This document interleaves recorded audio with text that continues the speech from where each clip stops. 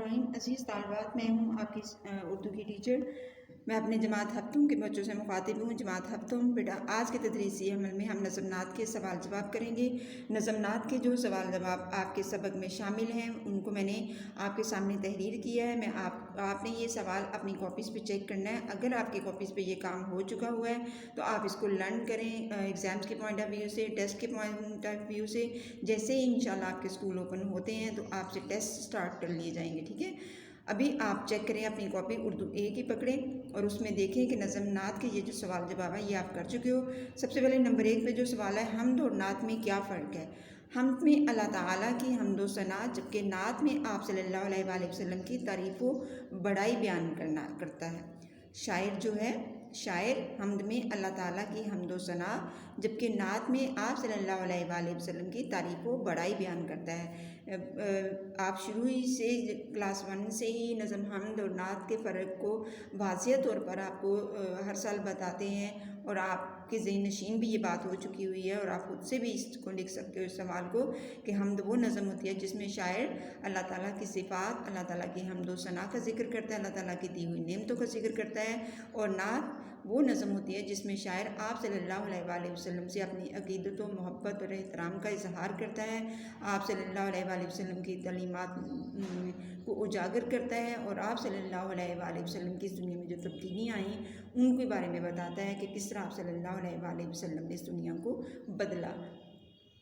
उसके बाद नेक्स्ट आ जाती है हमारे पास नंबर 2 पे, उक़बा बेहतर होने से क्या मुराद है। सबसे पहले हम देखेंगे कि उक़बा क्या है। उक़बा से मुराद आखिरत है। उक़बा से क्या मुराद है? उक़बा से मुराद आखिरत है। हमारी दुनियावी ज़िंदगी के अच्छे और नेक अमाल से हमारी उक़बा बेहतर होगी और हमें जन्नत मिलेगी। बिल्कुल बेटा, ये दुनिया हमारी बिल्कुल एक किसान की खेती की तरह है। जिस तरह किसान पहले अपनी फसल काश्त करता है और जो वो काश्त करता है, जितनी उस पर मेहनत करता है, जिस तरीके से वो काश्त करता है, उसी तरह की फसल उसको मिलेगी। इसी तरह इस दुनिया में ये हमारे लिए एक आप देखें अल्लाह ताला ने एक मश्क दे के हमें भेजा है, हमें कुछ मकासद दे के भेजे हैं, हमें आपने अंबिया के ज़रिए तालीमात दी है और फिर हमें उन तालीमात पर अमल करने का कहा है और फिर उसके बारे में हमें हमारे ईमान में भी ये चीज़ शामिल कर दी है, हमें बता भी दिया है कि क्या सही है क्या गलत है। इस पर आपको अमल करोगे तो आपको क्या मिलेगा, इस पर आपको अमल करोगे तो इससे आपको क्या नुकसान होगा।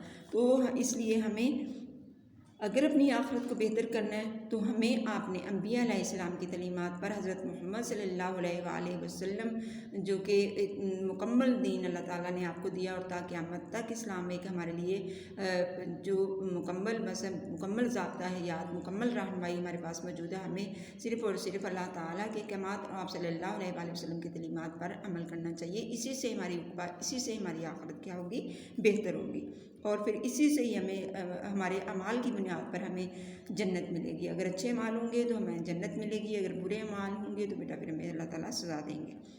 नंबर 3 पे है, शमे हदायत जलाने का क्या मतलब है। इससे मुराद लोगों को हदायत और सीधे राह की तरफ बुलाना, बुराइयों से रोकना और नेक कामों की तलकीन करना।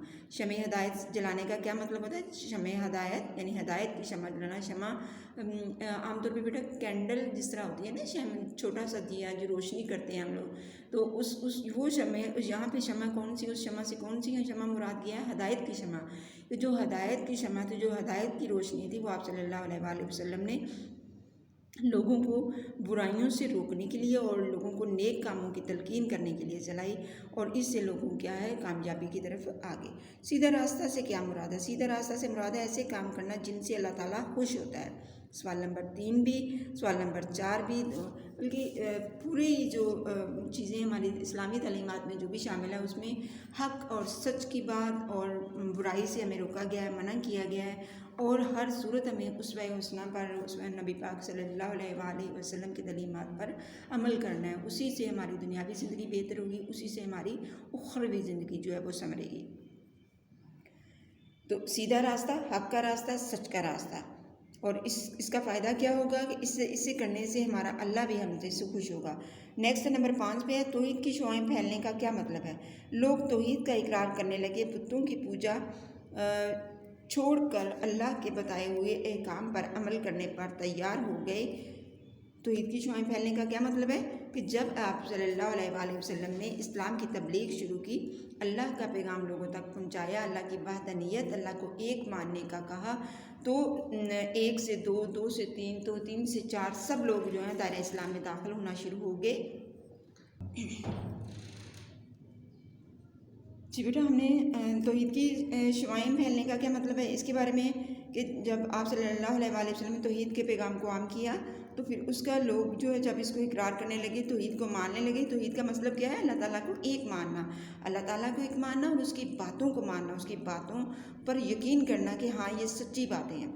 بتوں کی پوجا پھر چھوڑ دی۔ آپ کو پتہ ہے خانہ کعبہ میں 360 بت تھے۔ سب سے پہلے مکہ میں اسلام کی تبلیغ شروع ہوئی اور وہاں پہ لوگ جو اپنے انہوں نے قبیلوں کے لحاظ سے بت جو بنا رکھے تھے اور بتوں کو خانہ کعبہ میں نصب کر رکھا تھا۔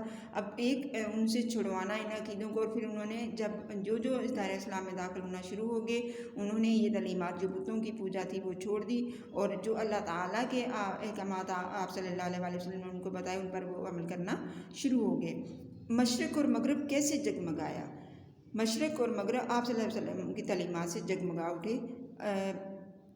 جب مشرق اور مغرب یعنی دنیا کا جتنا بھی ڈائریکشن جو اطراف ہیں وہ ہمیں اس زمین کے بارے میں کہ چاروں طرف ہماری مشرق، مغرب، شمال، جنوب، تو اللہ تعالیٰ کی جو تعلیمات ہے آپ صلی اللہ علیہ وآلہ وسلم نے اس سے نہ صرف ایک چیز جو ہے ایک کونا ایک طرف اس کی سے بلکہ ہر طرف چاروں طرف جو ہے اسلام کی روشنی جو ہے وہ پھیل گئی، اور مشرق اور مغرب جو تھا آپ صلی اللہ علیہ وآلہ وسلم کی توحید کی تعلیمات سے جگمگا اٹھے۔ جب آپ صلی اللہ علیہ وآلہ وسلم نے پھر وہی بار بار توحید کا ذکر اس لیے کہ بیٹا سب سے پہلے آغاز اسلام کی تبلیغ کا وحدانیت کے پیغام سے ہوا ہے کہ اللہ کو مانو۔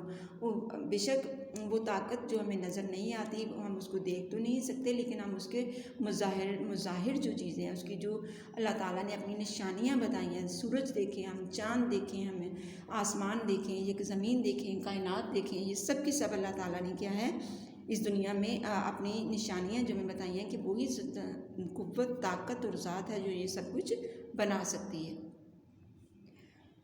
یہ سوال نمبر 6 آپ کا۔